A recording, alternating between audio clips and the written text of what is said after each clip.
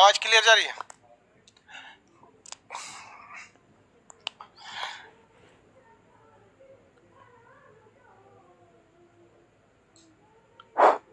सब लोग को गुड मॉर्निंग।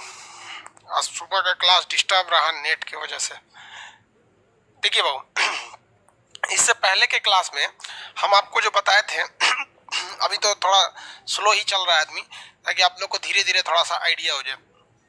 तारे की जिंदगी के बारे में समझा दिए थे। पीडीएफ हो गया कि नहीं?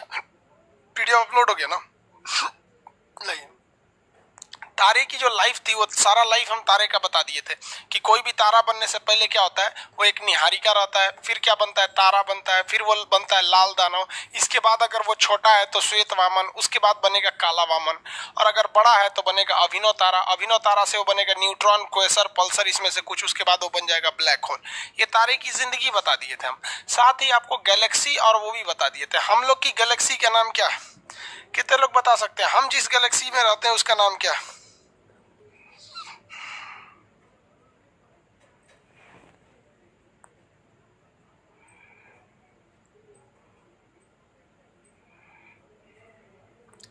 हो गया? एक आदमी कह रहे हैं विवेक जी सर थोड़ा सा पैसा और लगा के नेट कर दीजिए। बाबू 28,000 का नेट लिए हैं वाईफाई का, इतना महंगा पड़ा है फिर भी किसी काम का नहीं। एक्चुअली जिस एरिया में हम है ना, अभी पटना में तो हम है नहीं, हम गांव में हैं, और यहाँ केवल और केवल वाईफाई बीएसएनएल का ही है और किसी का है ही नहीं है। तो हम नवंबर में चले जाएंगे पटना। आप कितना दिन है ये यहाँ पर, तो दिक्कत नहीं होगा भाई। यहाँ पैसे का प्रॉब्लम नहीं है। सोचिए इतना घटिया वाईफाई 28,000 का दिया है, मतलब केबल तक का पैसा हम ही दिए वहां से लाने के लिए। इसलिए नेट का प्रॉब्लम है। ये बीएसएनएल को जानते हैं ना, सोच रहा है इसको मोदी जी प्राइवेट कर दे तो अच्छा है। हम लोग की आकाशगंगा का नाम क्या है? मंदाकिनी।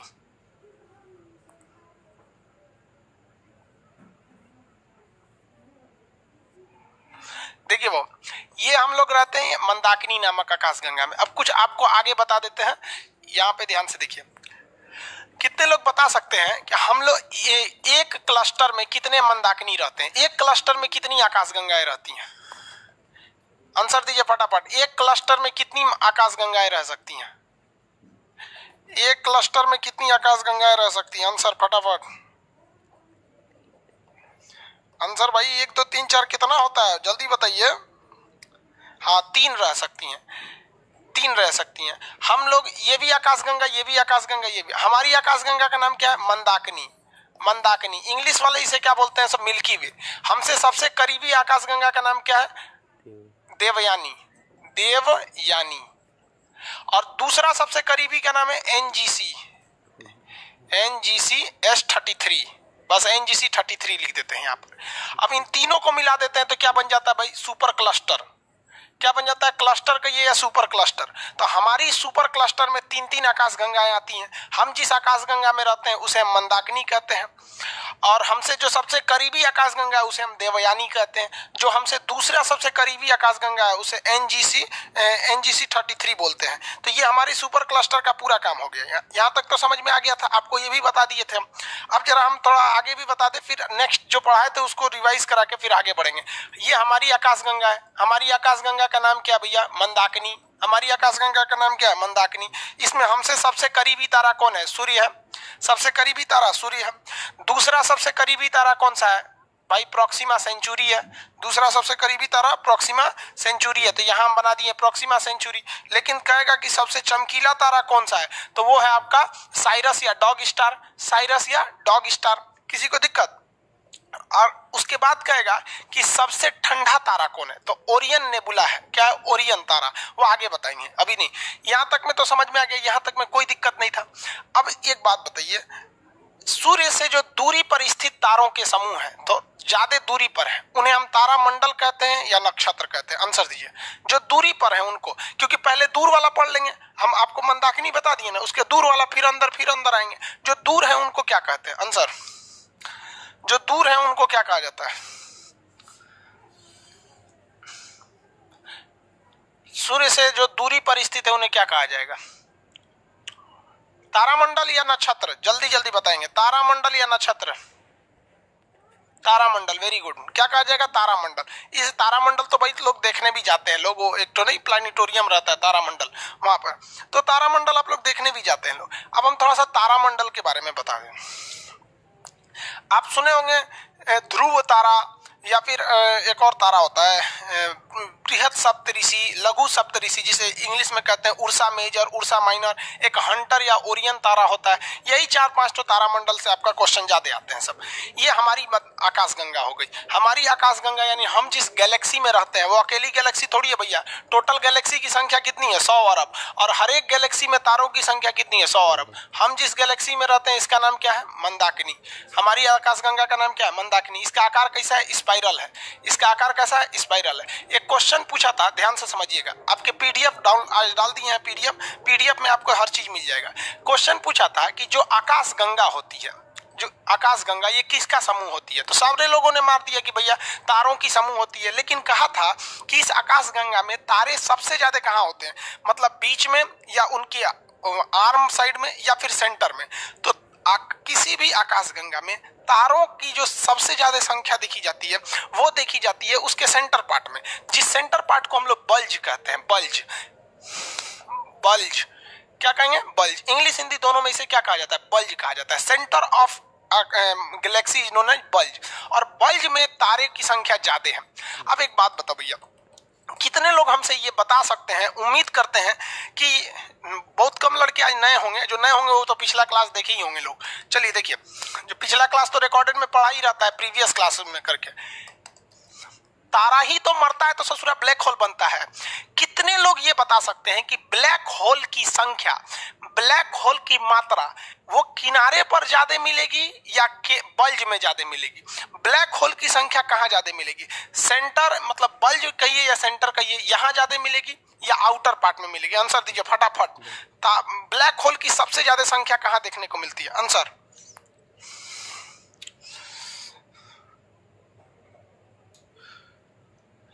सेंटर में। भाई पॉलिटी का क्लास आज नहीं हुआ था।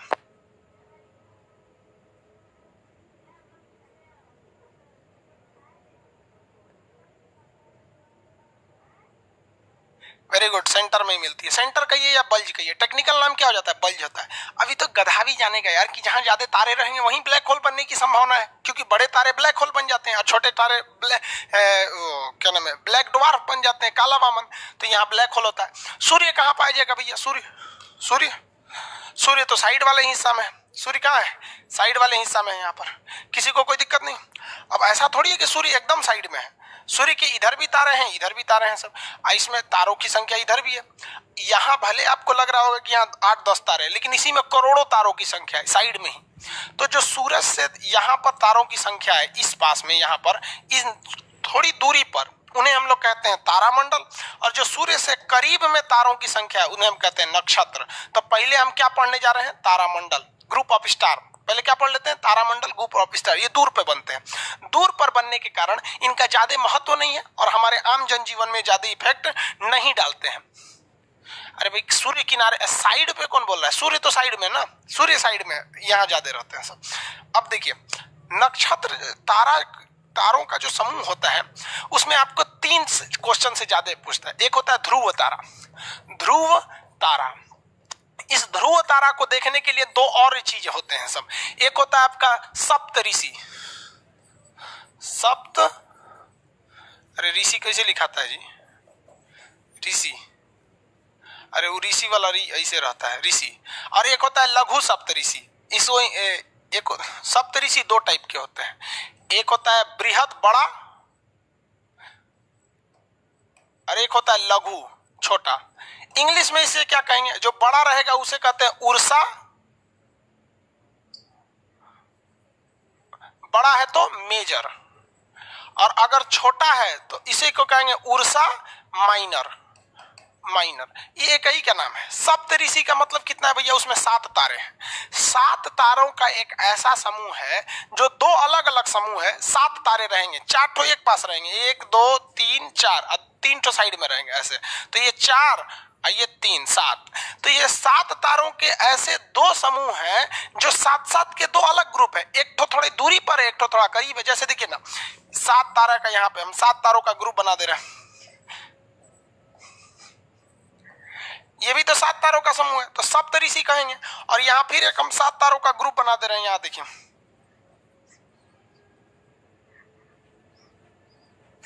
देखिए तो उसमें भी 7 तारा है, 4 3 7, लेकिन उसका साइज थोड़ा छोटा है। साइज छोटा क्यों? ये करीब करीब है। तो जो छोटे साइज के हैं उन्हें कहते हैं लघु सप्तऋषि। इंग्लिश में कहेंगे उर्सा माइनर। जो बड़ा है उसे क्या कहते हैं? Ursa Major. अगर आपको ये 2 तारे दिख गए तो इन्हीं की मदद से आप ध्रुव तारा देख सकते हैं। इसलिए हमेशा इन 3 तारों के समूह को आप एक साथ याद रखेंगे। ध्रुव तारा, अब इसको इमेज में देखिए, समझ में आएगा आपको। ये हमारा अर्थ है, ये पृथ्वी है। अब पृथ्वी का जो उत्तर साइड है, इसी से ऊंचाई पर पाया जाता है आपका ध्रुव तारा। ये पोलर स्टार इसको होता है, पोलरिस बोलते हैं या पोलर स्टार कहते हैं। ये ध्रुव तारा होता है। अब आप बताइए, पृथ्वी तो ऐसे चक्कर लगा रही है, अब इसके ऐसे चक्कर लगाने से क्या इसके पोजीशन में अंतर आएगा? नहीं, ये हमेशा हमें दिखते रहेगा, क्योंकि पृथ्वी किससे चक्कर लगा रही है? इस डायरेक्शन में हमेशा क्या करती रह रही है? चक्कर लगा रही है। इसलिए हमेशा ये हमको अपने नॉर्थ डायरेक्शन में दिखते रहेगा।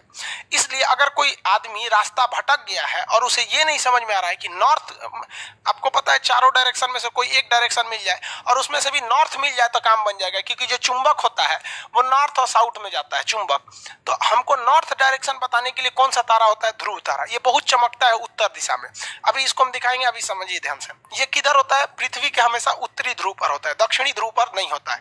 यानी इस तारे की मदद से सैनिक या फिर समुद्र में चलने वाले नाव वो उत्तर दिशा का क्या कर लेते हैं? पता लगा लेते हैं सब, इस डायरेक्शन की मदद से।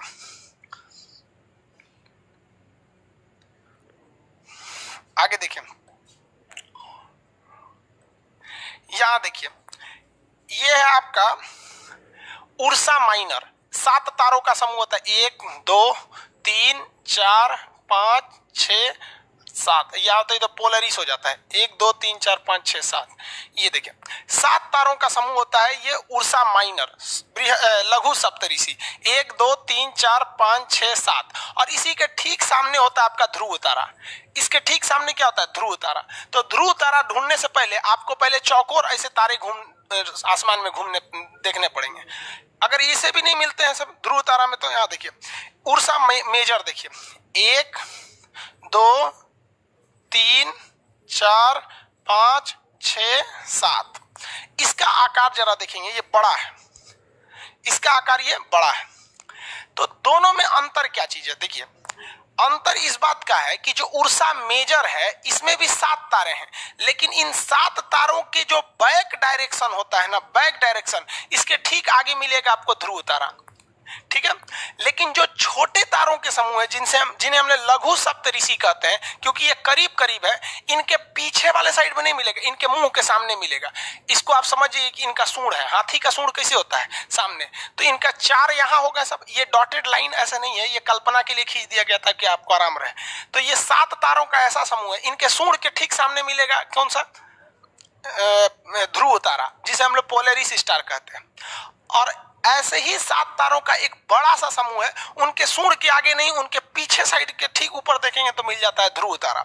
तो पहले ये क्वेश्चन पूछा करता था कि ध्रुव तारा जो होता है वो किस डायरेक्शन में होता है? तो भैया ध्रुव तारा उत्तर डायरेक्शन में होता है। लेकिन अब नहीं पूछता है, अब पूछता है ध्रुव तारा को खोजने के लिए किस तारामंडल की जरूरत होती है? तो तारामंडल क्या होता है? तारों के समूह को कहते हैं तारामंडल। और ये इतने दूर पे होते हैं कि अच्छे से दिखते नहीं है। 7 तारों के समूह को सप्तऋषि कहते हैं। ये बड़े हो जाते हैं तो बृहद सप्तऋषि और छोटे हो जाते हैं तो लघु सप्तऋषि। क्वेश्चन आएगा कि किस तारा समूह के ठीक सामने, किस तारा समूह को ठीक सामने आपको ध्रुव तारा दिखेगा? आंसर दीजिए, किस तारा समूह के आगे हमको मिलेगा?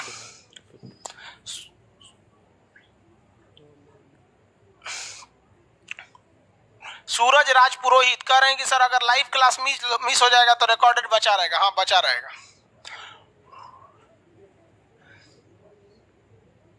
भाई पॉलिटी का एडमिशन अब किसी कीमत पे नहीं ओपन हो सकता। आंसर दीजिए पहले इसका।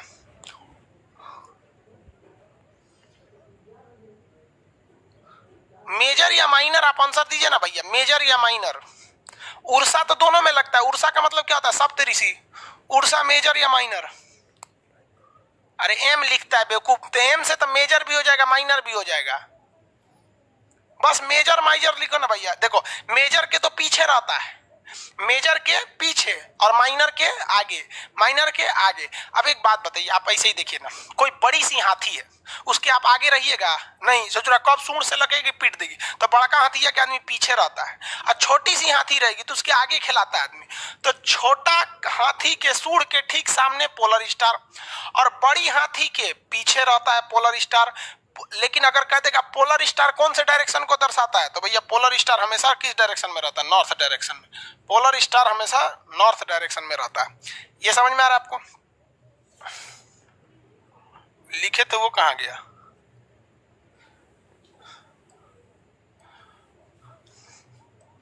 यहां देखिए, सूर्य से दूरी पर स्थित तारों के समूह को हम लोग कहते हैं तारामंडल। इस तारामंडल में एक ध्रुव तारा बहुत फेमस है। कौन सा फेमस है? ध्रुव तारा फेमस है। और कौन सा भैया फेमस है इस ध्रुव तारा में? 89 तारामंडल होते हैं सब भाई, उसमें सारा का सारा थोड़ी ना आपको याद करना है, सारा थोड़ी ना पढ़ना है भाई। एक ध्रुव तारा याद रहेगा आपको, हमेशा नॉर्थ डायरेक्शन में रहेगा। उर्सा मेजर याद रहेगा, उर्सा माइनर याद रहेगा। इसके अलावे, उर्सा माइनर के अलावे एक अलग तारा होता है जिसे हम लोग कहते हैं हंटर स्टार। हालांकि उसका नाम हंटर नहीं है, उसका नाम है ओरियन। चलिए दिखा देते हैं। ये देखिए, ये तारों का समूह है, ओरियन तारों का समूह है।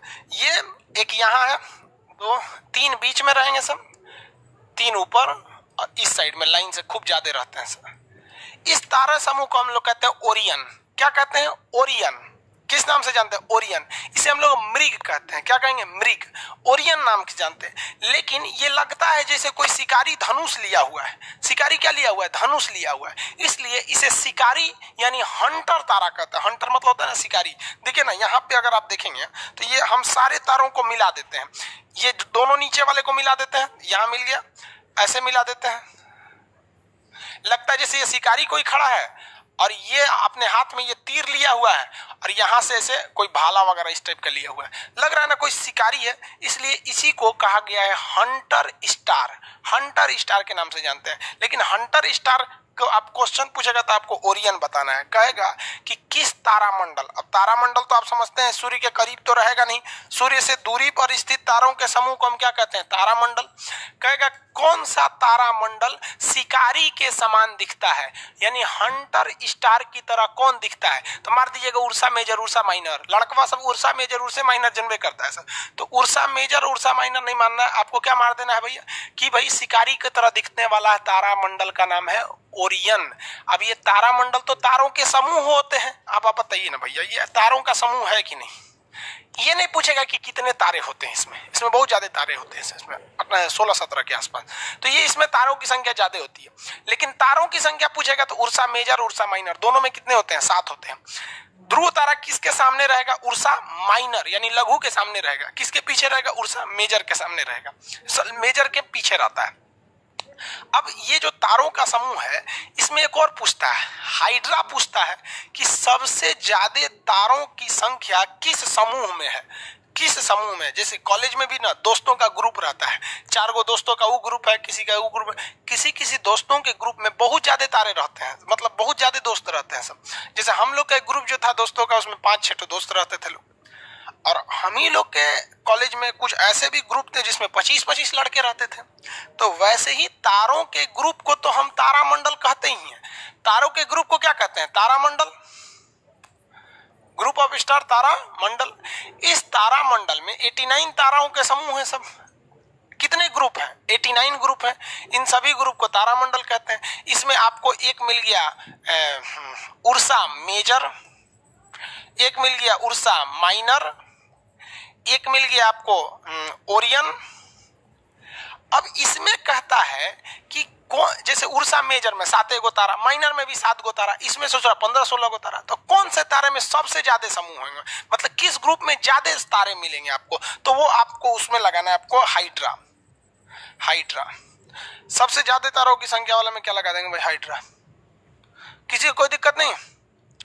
एकदम चैट बंद किया है सब, ठीक है।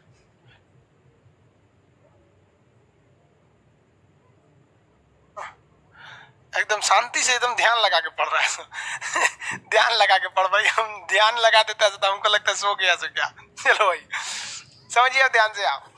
तो आपको 89 तारामंडल पढ़ेंगे पगला जाएंगे भाई, और 89 से क्वेश्चन तो पूछेगा नहीं, इतना तो आपको भी पता है। अभी 89 में 89 ये बोलेंगे कि उसको क्या बोलेंगे, 89 बोलेंगे। उसमें आप 4 ठो पढ़ लीजिए, Ursa Major, Ursa Minor, Orion, Hydra. सबकी खासियत, हाइड्रा में तारे बहुत ज्यादा हैं, उर्सा मेजर इसके पिछवा है ध्रुव तारा, उर्सा माइनर इसके अगवा है ध्रुव तारा। ध्रुव तारा किसको दिखाता है, नॉर्थ डायरेक्शन को दिखाता है।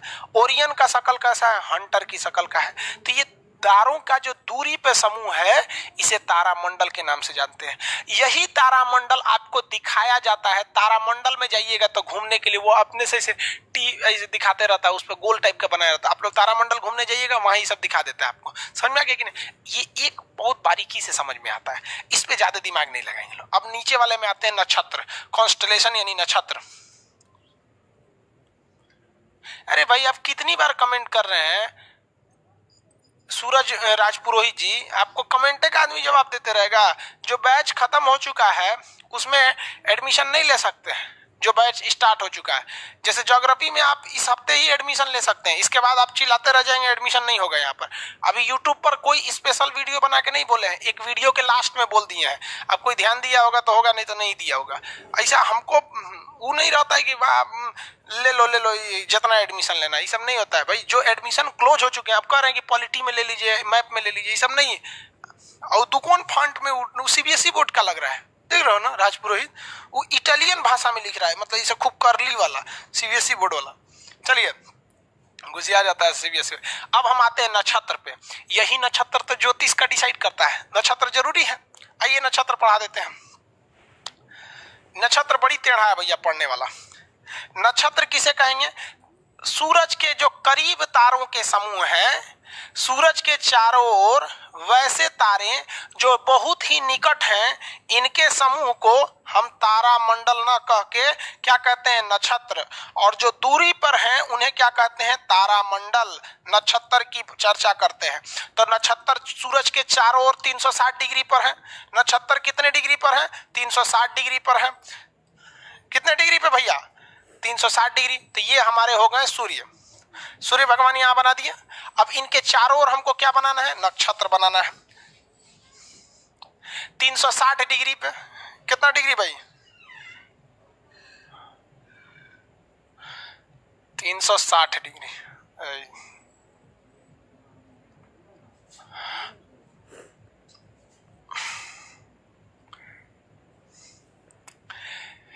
360 डिग्री जो होता है वो नक्षत्र को बनाना होता है। आप में से कितने लोग बताते हैं कि सूरज को 360 डिग्री घूमने में कितना महीना लगेगा, मानी एक चक्कर लगाने में सूर्य को कितना दिन? अरे पृथ्वी एक चक्कर 24 घंटा में मार देती है कि नहीं मार देती है? सुबह से शाम हो जाता है। सूर्य एक चक्कर पूरा करने में यानी एक राउंड मारने में कितना समय लगाता है, कितने डिग्री घूमता है? 12 महीने।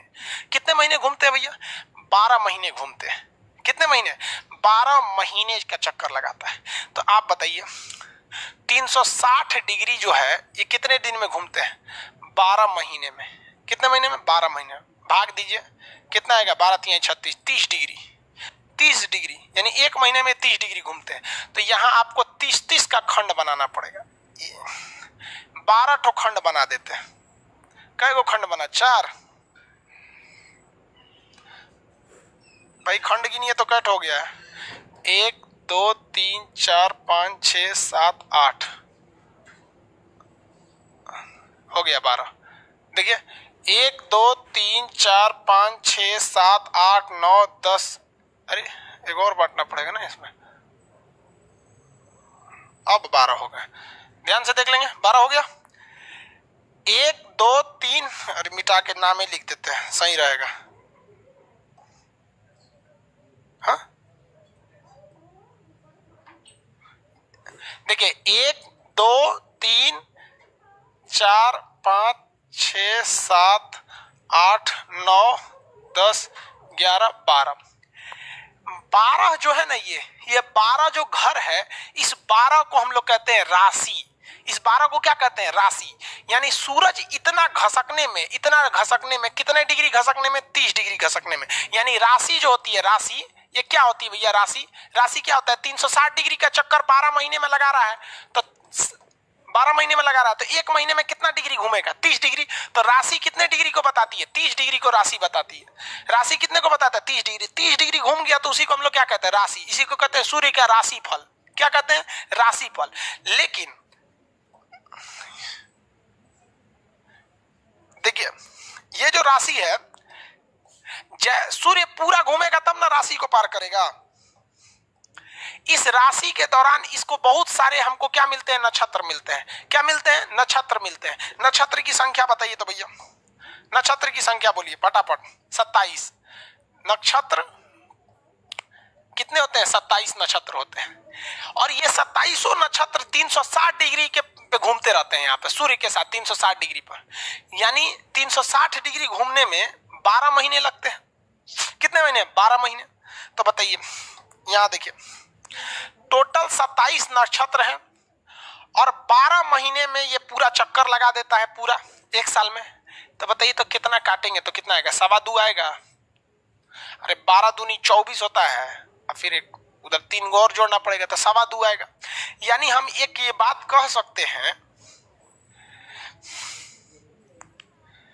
यहां कि ये सूर्य है, फिर से समझिए ये गड़बड़ हो जाएगा नहीं समझेंगे तो। ये सूर्य है, इसके चारों ओर 27 गो नक्षत्र घूमता है ऐसा। कितना नक्षत्र? 27 नक्षत्र घूमता है ऐसा। नक्षत्र यानी कॉन्स्टेलेशन 27 घूमता है ऐसा। 27 नक्षत्र हैं इनके चारों ओर। और नक्षत्र होते क्या है? तारों के समूह होते हैं जो करीब होते हैं, नक्षत्र होते हैं। अब आप बताइए कि एक राशि में कितने नक्षत्र? एक राशि में 2.25 नक्षत्र होते हैं। एक राशि में कितने नक्षत्र? 2.25 नक्षत्र। मतलब देखिए क्या है, 2.25 का मतलब 2 से ज्यादा। कुछ तारों का समूह यहां होगा, एक ये नक्षत्र हो गया, नक्षत्र मतलब तारों का समूह। एक ये नक्षत्र हो गया 2 और ये 2.25, बाकी तो इधर चला जाएगा। तो आप देखिए एक राशि में कितने नक्षत्र? एक नक्षत्र, 2 नक्षत्र और 2.25। कितना? 2, 2.25। वैसे ही इसमें भी हटाएंगे 2.25। तो हर राशि में कितने नक्षत्र होते हैं? 2.25 नक्षत्र होते हैं।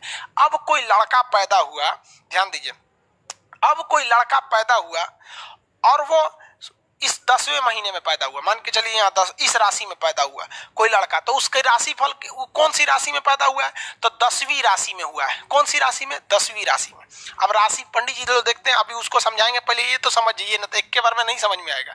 तो ये 10वीं राशि में है, लेकिन यहाँ ससुरा डिसाइडे नहीं है कि वह इस नक्षत्र में जाएगा कि इस नक्षत्र में जाएगा कि इसमें नक्षत्र में जाएगा। तो एक राशि में कोई व्यक्ति है तो जरूरी नहीं है कि एक राशि में अगर कोई 2 लड़का पैदा हुआ है तो उसका नक्षत्र भी सेम हो। एक ही राशि में पैदा होने वाले लड़के के 2 अलग अलग नक्षत्र हो सकते हैं। रोहिणी एक नक्षत्र है। रोहिणी क्या है? एक नक्षत्र है। कर्क एक नक्षत्र है। मकर एक नक्षत्र है। तो ऐसे करके टोटल कितने नक्षत्र होते हैं? 27 नक्षत्र होते हैं। समझ में आ रहा है कि नहीं आ रहा जी?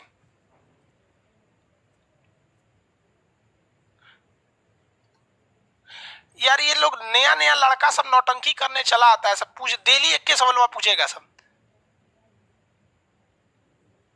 सर प्लीज आप एक YouTube पर महंगाई पर वीडियो बना दीजिए। मोदी जी से बोलिए ना जी महंगाई पे वीडियो बनाए। मोदी जी को नहीं पता है? ये जो पूछता है सब ना, बैच कंप्लीट होने के बाद वीडियो रहेगा कि नहीं रहेगा। रे लोल कहीं का, तो लोग को कितना बार बताएंगे रहेगा रे बकलोलवा, ज्यादा दिन नहीं रहेगा। ज्यादा बार पूछेगा सब तो हटा देंगे यहाँ पे। अब बोल रहा है कि महंगाई पर एक तो यूट्यूब पर वीडियो बनाए। बाबू आरबीआई मोदी जी के अधीन रहता है। वित्त मंत्रालय जो निर्मला सीतारमन की विभाग है वो मोदी जी को कहता है। उनके ना पता है कि महंगाई बढ़ल है? हद है भैया।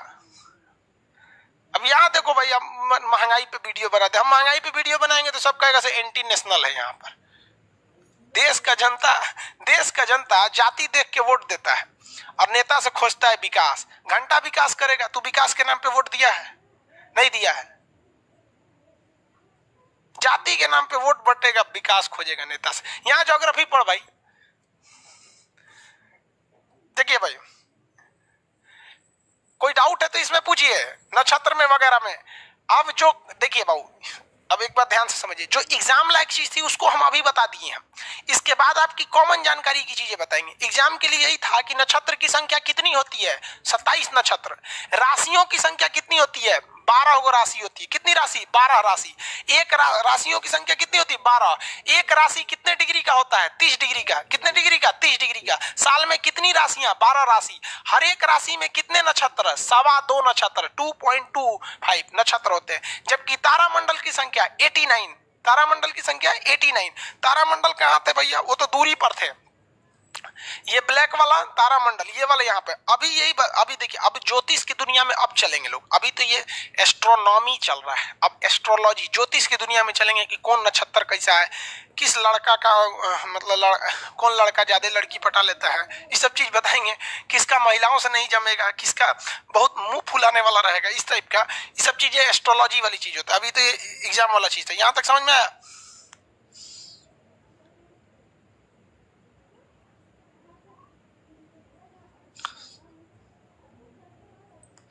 आगे बढ़े।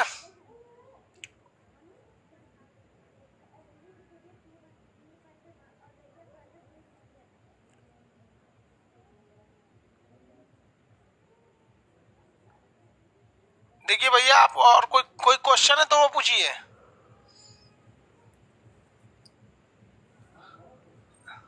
राशि 12 89, ये सब समझ में आ गया ना? ज्योतिष वाला देखिए, एक और सर ज्योतिष अभी बात है भाई, ज्योतिष के लिए एक और दिक्कत है ना, उसमें ग्रह भी पढ़ना पड़ेगा। ज्योतिष में ज्योतिष विज्ञान कहता है कि तारे के पास दो ही, हम लोग रहते हैं सूर्य के चारों ओर, और सूर्य के पास दो ही चीज है। एक इसके नक्षत्र, थोड़ा सा करीब वाले जो तारे हैं उन्हें नक्षत्र कहते हैं, और इन नक्षत्र के अंदर भी क्या है? ग्रह। तो ग्रह भी डिसाइड करते हैं सब। ग्रह, अगर किसी को टीचर बनना है या बढ़िया यूट्यूबर बनना है तो उसको बृहस्पति अच्छा होना चाहिए। अगर किसी का बृहस्पति ग्रह अच्छा है तो अच्छा टीचर बन जाएगा या यूट्यूब पे खूब कमाल कर देगा। समझा गया कि नहीं? बहुत जल्दी आगे बढ़ जाएगा। और किसी का बृहस्पति खराब है तो न टीचर बन पाएगा न यूट्यूबर बन पाएगा। तो ये सब चीजें ग्रह में भी पढ़ना है। तो लड़का सब ना अभी एग्जाम को छोड़ के ना एकदम नक्षत्र के पीछे पड़ा है, सब कमेंट वही मार रहा है नक्षत्र को ले।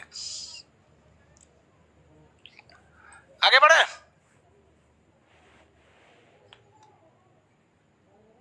सर नक्षत्र की गिनती वैज्ञानिक करते हैं क्या? अभी जो चीज पढ़ाए वो सब वैज्ञानिक नहीं बताया था, अभी जितना चीज बताया।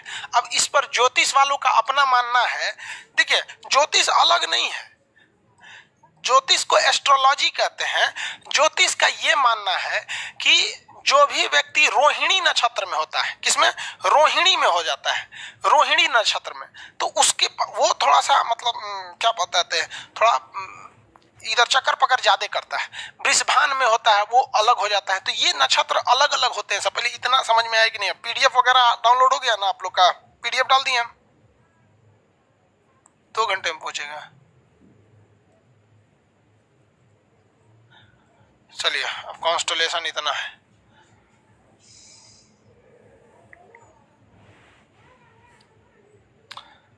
यहां देखिए, अब ड्राइंग के हिसाब से ये धुंधला दिख रहा होगा क्योंकि तारों का समूह है तो धुंधला ही दिखेगा।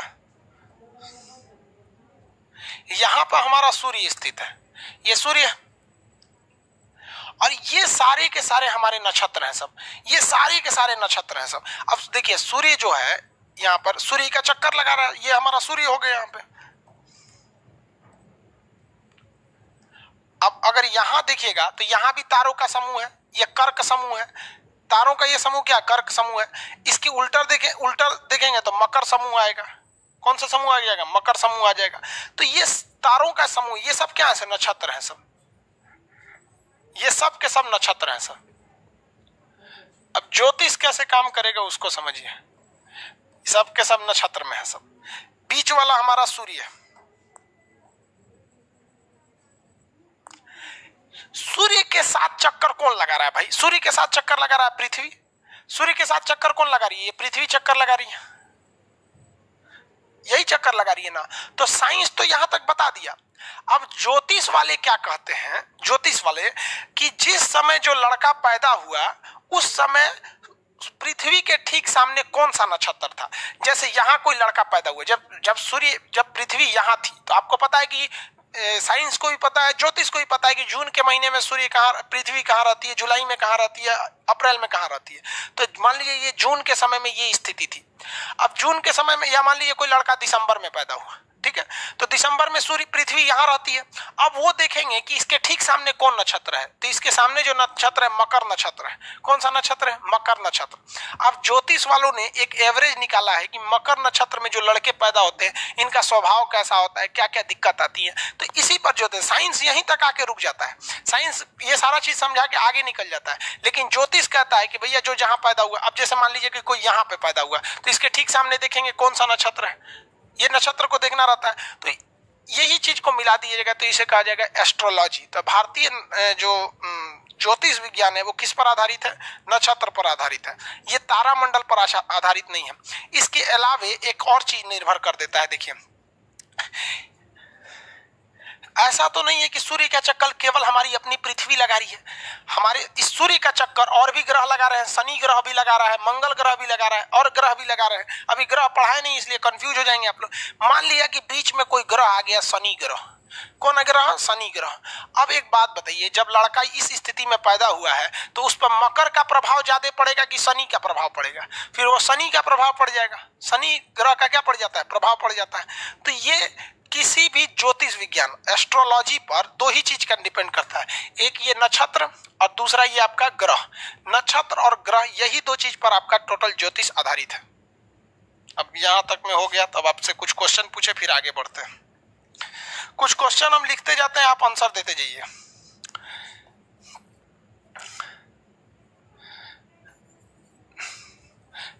नियरेस्ट गैलेक्सी, सबसे करीबी आकाशगंगा।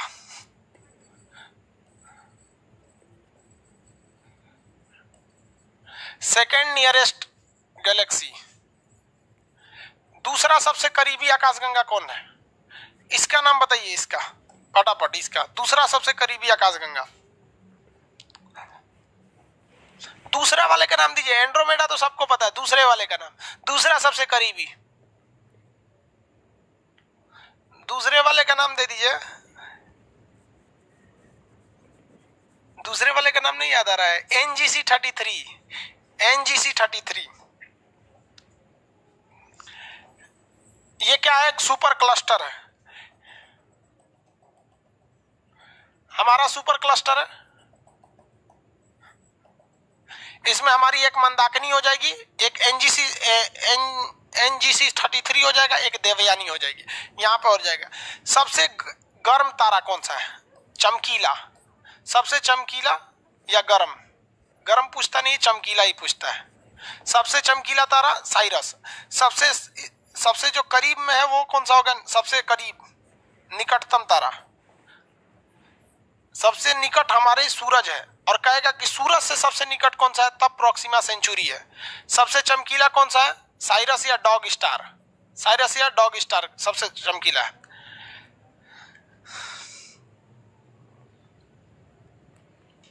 ध्रुव तारा कौन सी दिशा को दर्शाएगा? उत्तर दिशा को दर्शाता है। ध्रुव तारा उत्तर दिशा को दर्शाता है। किस तारे का आकार एक हंटर यानी किस तारा मंडल का आकार एक हंटर यानी शिकारी के समान है? आंसर, किस तारे का आकार हंटर यानी शिकारी के आकार का है? किस तारा मंडल का आकार हंटर यानी शिकारी के आकार का है?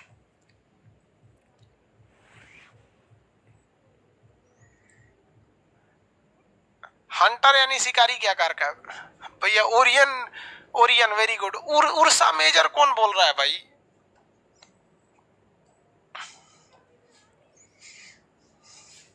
आंसर देंगे आप लोग। ये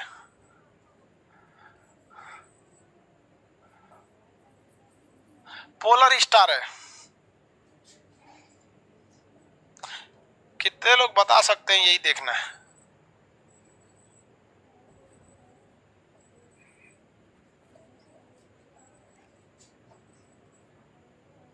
इस तारे का नाम बता दीजिए। ये तारा उर्सा मेजर होगा या माइनर होगा? ये तारा बता दीजिए, रेड कलर वाला। ये क्या है? ये उर्सा मेजर है या माइनर है? ये मेजर माइनर लिखिए बस, उर्सा नहीं भी लिखेंगे तो चलेगा। मेजर माइनर, हाँ माइनर हो जाएगा। वेरी गुड, उर्सा माइनर हो जाएगा। मेजर बनाना रहता तो हम कैसे बनाते? देखिए, मेजर अगर बनाना रहता तो सिंपल बनाते। हमको पता है कि ये इसके पीछे रहता है, ये मेजर क्या रहता है, पीछे रहता है। तो पीछे बनाने के लिए एक यहाँ बना देते हैं, एक यहाँ, 4 हो गया, और यहाँ सूंड निकाल के 3 ठो इधर फेंक देते हैं, ऑटोमेटिक इसके पीछे हो गया। जो पीछे है तो जब ध्रुव तारा के पीछे दिखेगा, अगर इसका सूंड उस डायरेक्शन में है तो आप समझ जाएंगे कि ये मेजर वाला है, उर्सा मेजर है। पोलर स्टार ये हमेशा तो ध्रुव पृथ्वी के किस डायरेक्शन में रहता है, उत्तर डायरेक्शन में रहता है, पृथ्वी के उत्तरी ध्रुव पे ये हमेशा पाया जाता है।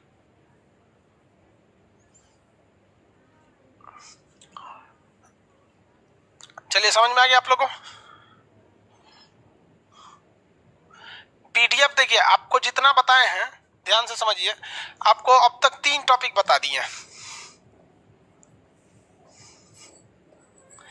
एक तारा बता दिए, तारे में हम हर एक चीज बताए हैं कि तारे का कलर किस पर डिपेंड करता है, तारे का लाइफ किस पर डिपेंड करता है, और आपका 1.44 चंद्रशेखर सीमा क्या चीज है। और इसी में आपका आ जाता है तारों के जितने भी टाइप है, चाहे वो व्हाइट ड्वार्फ हो, ब्लैक ड्वार्फ हो, या फिर आपका रेड जाइंट, पल्सर, क्वेसर, ये चीज, ये पीडीएफ में आप देखिएगा, कोई प्रॉब्लम हो तो पूछिएगा। दूसरा चीज हम आपको बता दिए गैलेक्सी से, गैलेक्सी हिंदी में क्या कहेंगे, आकाश गंगा, आकाश गंगा, इस गंगा, ये टोटल बता दिए हैं। इसके बीच के भाग को बल्ज क्या कहते हैं। उसके अलावे हम आपको बता दिए तारामंडल, तारामंडल एंड नक्षत्र। तारामंडल कंप्लीट जितना एग्जाम लायक था बता दिए। नक्षत्र अभी चल रहा है। अभी आप लोग का काम क्या है, आज आप लोग पीडीएफ देखिए, उसमें कोई प्रॉब्लम हो तो उसको अलग कॉपी में रखिए। कल जैसे बैच स्टार्ट करेंगे आपसे वो क्वेश्चन एराइज करेंगे, फिर आप लोग से उसका जवाब दीजिएगा। आज के लिए इतना ही, क्योंकि कल नक्षत्र को कंप्लीट करेंगे। एग्जाम से रिलेटेड नक्षत्र में जितनी चीजें थी बता दिए। तारामंडल में ज्यादा इंपॉर्टेंट नहीं आता है। कल ज्योतिष वाली चीज को कंप्लीट करके फिर हम लोग आगे बढ़ेंगे लोग किस पर, ग्रह पर, सोलर सिस्टम पर, और ये मोस्ट इंपॉर्टेंट हो जाता है एग्जाम के लिए। सोलर सिस्टम पर कल बढ़ेंगे। आज के लिए इतना ही। साउदर्न हेमिस्फीयर बाबू जब पृथ्वी पढ़ाएंगे तब, सोलर में हेमिस्फीयर वाला टोटल टॉपिक सोलर में, सोलर सिस्टम में आ जाता है। ठीक है, अब इसके बाद मैप पढ़ेंगे। अभी शुरुआत में इस हफ्ते तक क्लास धीमा चलेगा, क्योंकि ये नक्षत्र आप देखें